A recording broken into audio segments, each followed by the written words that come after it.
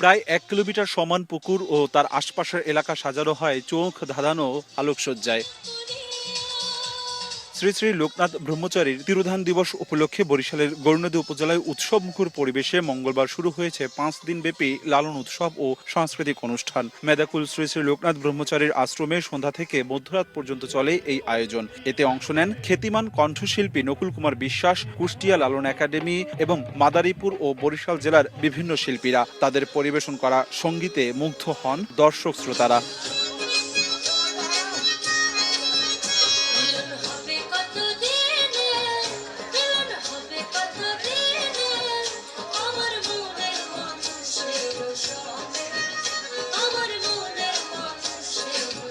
গানের অনুষ্ঠান আছে, এখানে নাচের অনুষ্ঠান আছে, খুবই ভালো লাগতেছে আমাদের এখানে এসে।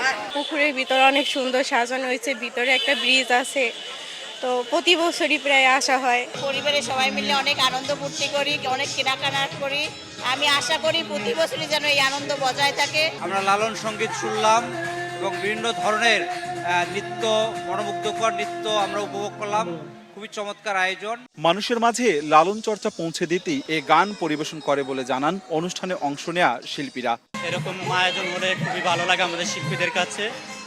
আশা রাখি প্রতি বছর এরকম আয়োজন করা হোক, আমরা শিল্পীরা অংশগ্রহণ করতে পারি। বাংলার লোক সংস্কৃতির গানকে সারা বাংলাদেশব্যাপী আমরা মানুষের মাধ্যমে, আপনাদের মাধ্যমে পৌঁছে দিতে চাই, কারণ এই গানগুলো শিকড়ের গান। আমি আজকে জীবনের ফার্স্ট টাইম এরকম প্রোগ্রাম করছি, এখনো এই মন্দিরে এরকম প্রোগ্রাম করি নাই, তো কইরা সবকিছু মিলে ভালোই লাগছে। মানুষ দেখবেন সুখেও গান করে, দুঃখেও গান করে, সেখানে একটা সুখ খুঁজে পায়। ধন্যবাদ জানাচ্ছি অভিজিৎ দাদাকে আমাদের এই সুন্দর আয়োজনে সম্পৃক্ত করার জন্য, এবং আমরা আপনাদের আন্তরিকতায়, মেদাকুলবাসীর আন্তরিকতায় মুগ্ধ।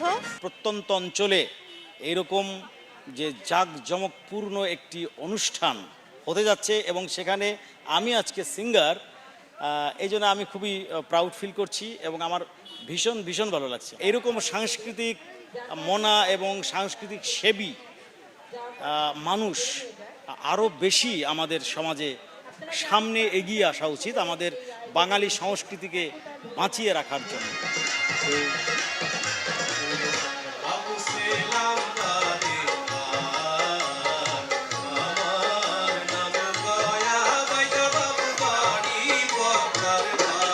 30 বছর ধরে প্রতি বছর বাংলা 19 জ্যৈষ্ঠ হয়ে আসছে এই আয়োজন। আগামী অনুষ্ঠান আরও বৃহৎ আকারে করার পরিকল্পনা আয়োজক কমিটির। 5 দিনব্যাপী অনুষ্ঠান করে থাকি। এখানে লালন উৎসবকে প্রাধান্য দেওয়া হয়, অর্থাৎ এলাকাবাসীকে আনন্দ দেওয়ার পাশাপাশি এবং যারা যে সাংস্কৃতিক মনা আছে তাদেরকে একটু বিনোদন দেওয়ার জন্য আমরা এই লোকনাথ ব্রহ্মচারীর যে তিরোধান উৎসব সেটি আমরা করে আসছি।